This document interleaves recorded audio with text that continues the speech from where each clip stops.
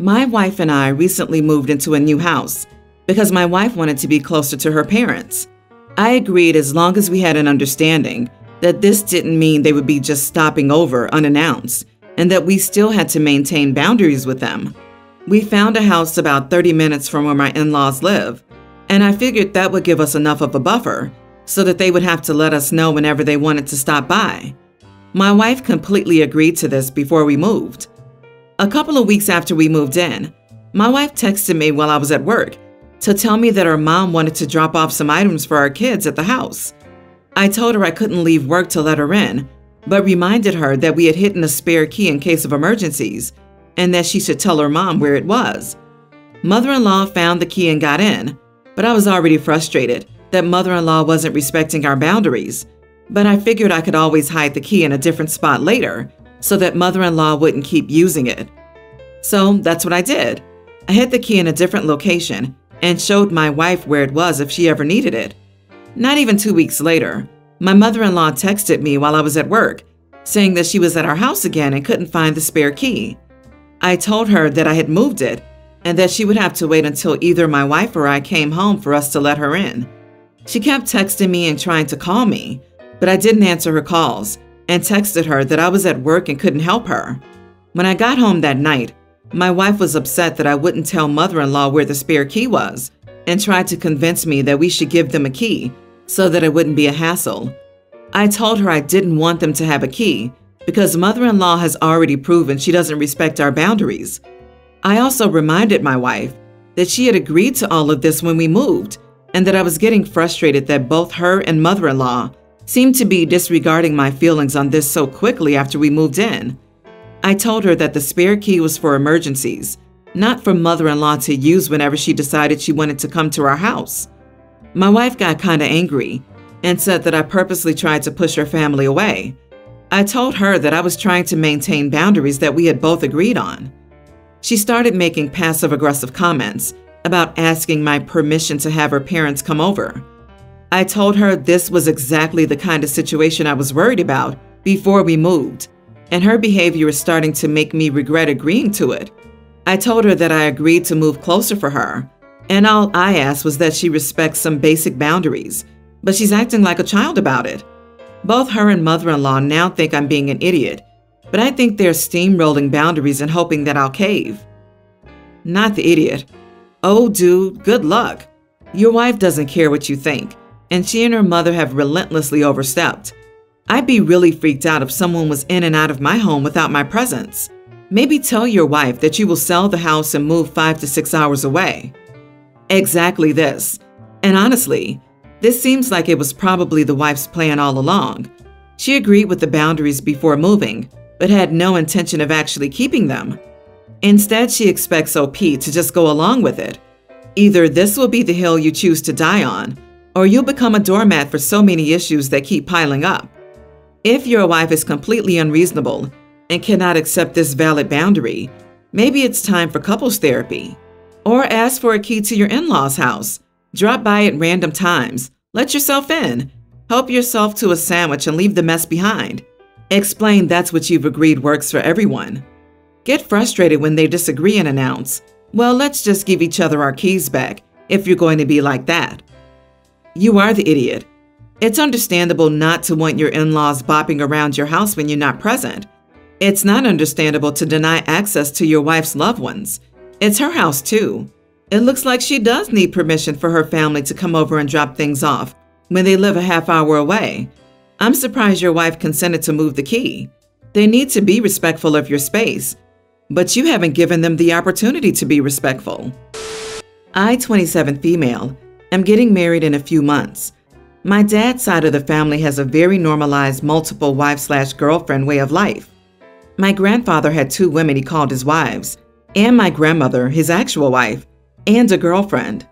After my grandfather died in 2014, my grandmother came out and said she'd never agreed to the relationship and had been trapped because she had my dad too young and was forced to marry my grandfather. My dad and his 2 younger brothers shunned her and cut contact after she said this. About a year later, my mom said the same thing and filed for divorce. After they divorced, I went no contact with my dad for several years, until he reached out to me in 2019 because he was diagnosed with lung cancer. We have since redeveloped a relationship, but I'm clear I have no interest in meeting his 3 girlfriends. When we sent out wedding invitations, we offered all the adults a single plus one option, so there was no issue at the time. Then my dad called this week, asking about how far our venue was from a specific road because he was struggling to find an Airbnb big enough for him and his brothers. I was confused because I assumed there would be a max of 6 people, and I knew several Airbnbs in the area that size. He then said that he was bringing all 3 of his girlfriends. Uncle 1 was bringing his wife and his girlfriend, and Uncle 2 was bringing both of his girlfriends. I calmly reminded him that he was only allowed a single plus one, and I wasn't going to pay for 4 extra women I'd never met to drink and eat at my wedding. He said he thought the plus one was a joke because he knew my mom was bringing her husband and her young child and newborn, so he assumed he got 3 guests too. I said 2 children I'm very close to, and one of whom is my flower girl, were entirely different than 4 extra random women. He then flipped his crap and accused me of discriminating against his lifestyle, siding with mom, and holding a grudge about their divorce. Am I the idiot for not letting him bring extra guests? Not the idiot. You might want to look into hiring security because these men will likely show up with all their wives and girlfriends. I have trouble figuring out why all these women would agree with something like this. I get that grandma got married young and was stuck with a small child, but the girlfriend? If I try to pick up a woman and she finds out I have a wife and child at home, I am willing to bet that it would be a talk to the hand. Do any women have insight regarding this? I was all prepared to call you an idiot as a polyamorous person, but this sounds like an entire clown car. It's one thing if you were on good terms with your father's partners, not to invite them or force him to choose, but it sounds like you have no relationship with these people and are expected to provide invitations for every single person your family happens to date that is polyamorous? That is ridiculous. Your father is an idiot, and exactly why the movement gets a bad name. I hope you have a wonderful wedding. You are not the idiot, OP. I can't believe your dad is counting children as plus ones. What's wrong with him? Your dad can't compare his concubines to your half-siblings. Those aren't the same by any means whatsoever. OP, tell your dad that just like he wants others to respect his choices, he should respect others as well. My mom, 51, and my dad, 64, were married for 26 years. They had 3 kids, me, 30 male, and my sisters, Emily, 28, and Rachel, 27. 6 years ago, after staying with my dad for 27 years, she came out as a lesbian and asked Dad for a divorce. It was really unexpected. My parents were always very happy. I didn't see them fighting or anything like that. My dad found out that she had been seeing a woman for 8 months before she asked for a divorce. It really hurt him. My dad adored my mom. My mom tried to deny it, but my dad had proof of her relationship with that woman. My dad came from a very wealthy family, while my mom came from a very poor background. So when they got married 32 years ago, my mom signed a prenup. The prenup had a really harsh infidelity clause, which means that when my dad was able to prove that my mom cheated on him, my mom, who was a stay-at-home mom for most of their marriage, didn't get any alimony. The property division favored my dad, 80% for him, 20% for mom. During the divorce, my mom and sisters were making my life and my dad's life a living nightmare. They claimed that Dad was being too harsh on Mom and punishing her for being gay. While I think that the outcome of the divorce was harsh on her, my mom and my sisters accused me of taking Dad's side while I was trying to stay out of the whole mess. I tried several times to explain that I wasn't taking Dad's side, but they refused to listen to me. And after the divorce was finished, they cut me out of their lives, refused to talk to me, and my sisters disowned my dad. It was hard. I was really close with my sisters before that, and they cut me off and didn't even seem to care. After a lot of therapy for this, I eventually stopped trying and forced myself to move on. My wife gave birth to a beautiful baby girl 2 weeks ago. We were both thrilled, and my wife posted a photo of us with our daughter 10 days ago. Then last week, my mom, after ignoring me for all this time, called me, and she was actually mad that I didn't let her know that she was a grandma, and that she was making plans to stay with my wife and me to help with her granddaughter. After ignoring me for so long, I told her that she shouldn't expect a free pass to my life after ignoring me for so long. She started crying and I hung up. The next day, my sisters called me, telling me that I was again being too harsh on Mom, that I should move on, and that they forgive me for how I treated them, and that they were excited to meet her. I told them the exact thing, that they had ignored me and my dad got into a deep depression after my sisters disowned him. It was really bad, and that I don't want them around me, and especially not my daughter. I hung up after that. Now I'm receiving tons of calls, texts, and emails from my mom and my sisters, and even my mom's wife, who accuse me of being homophobic. My wife thinks our daughter deserves to meet her aunties and her grandma. I don't want them around her. So, am I the idiot? Not the idiot. They disowned you for trying to stay neutral and not side with a cheater. It doesn't matter if Mom's gay, and that doesn't justify cheating and hurting people who cared for you. I honestly don't understand why people think cheating on someone is no big deal if it's part of your coming out story. If you're questioning yourself and want to test the waters, don't do it behind your partner's back. They called you. Did they even try to apologize? Did they try to talk with you about why they cut you out of their life? Any efforts to restore the relationship? Did your sisters reconcile with your dad? They say you should move on, right? Did they move on and reconcile with your dad? Your wife should have your back and support you. You didn't cut them off. They cut you off. I really don't understand your wife. They didn't apologize to me at all. They actually said they forgave me for siding with Dad, which doesn't make any sense at all. I didn't side with anyone, and they actually think it's my fault that they didn't even call me to ask how I was doing in these last few years. It's really messed up. No, my sisters haven't even called my dad in these last few years. 2 years ago, he was diagnosed with cancer and had to go through 2 surgeries and chemotherapy. My sisters didn't even call or visit him at the hospital. The reason your mother got peanuts in the divorce is that she cheated on your father, not her orientation. She deserves nothing. Personally, I would have taken my father's side in this as well. You, however, chose to remain neutral, which is 100% fine. They cut you off. They do not get to now demand their presence in your life and forgive you.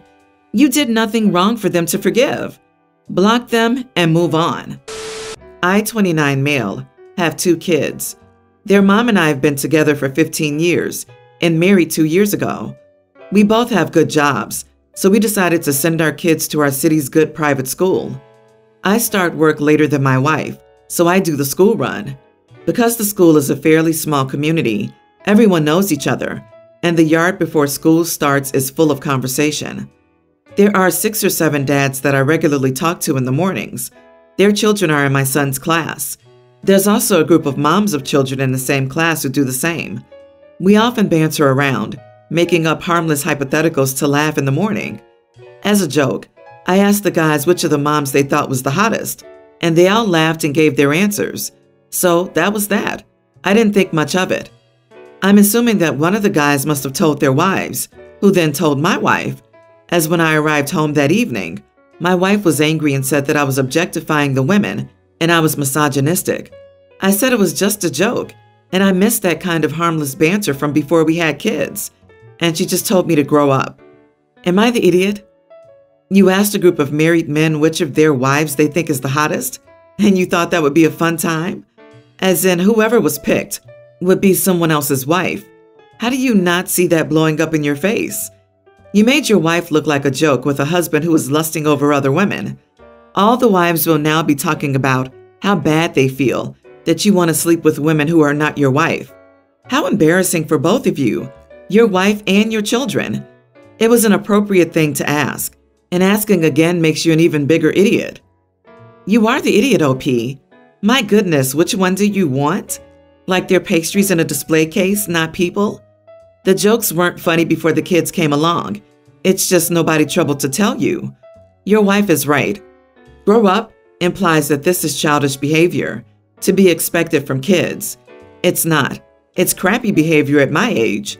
Do better and apologize to your wife. You are the idiot.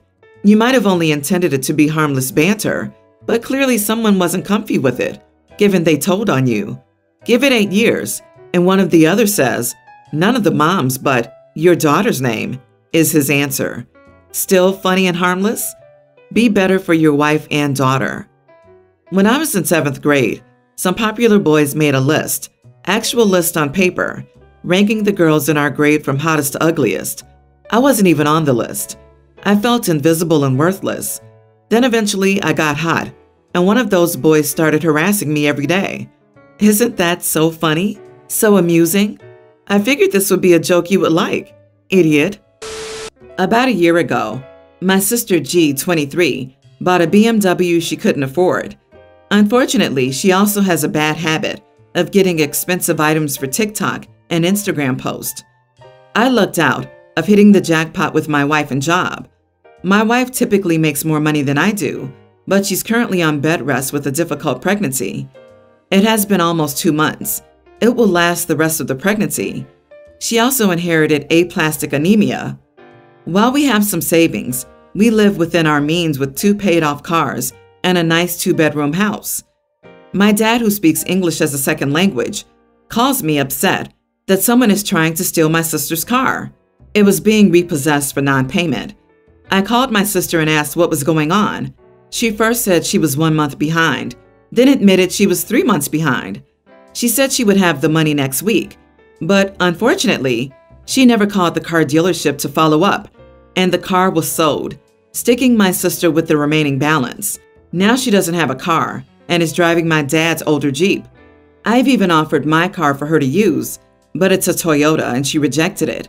She's been harassing both of my parents because she says I could have lent her the money and my wife is lazy about her pregnancy.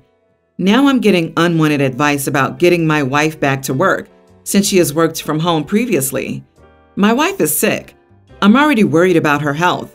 She's losing weight around 6 months and isn't eating well. My sister has told me our mom had 7 kids, and my wife is milking the pregnancy for attention. At this point, I cut my sister off and stopped going over to my parents' house, where she lives. A few family members think I'm an idiot for not helping my sister financially with a car that she couldn't afford in the first place. Not the idiot, obviously. How does your sister have the nerve to suggest that your pregnant wife should work so you can give your sister money? Just curious. How many hours per week is your non-pregnant sister working? If she needs money, perhaps she should get a second job. You're a good person for sticking by your wife, and your sister is an entitled child who's in for a rude awakening. When adults buy things they cannot afford subsequent payments on, this is what happens. The family members who are behind her are enabling this entitlement. Don't lend your sister money. You'll never get it back and be the bad guy for asking for it back. Don't get baited into any arguments. You'll be the bad guy for being mean. Don't engage with her flying monkeys. It's none of their business. And they are welcome to lend her money if they feel that strongly about it.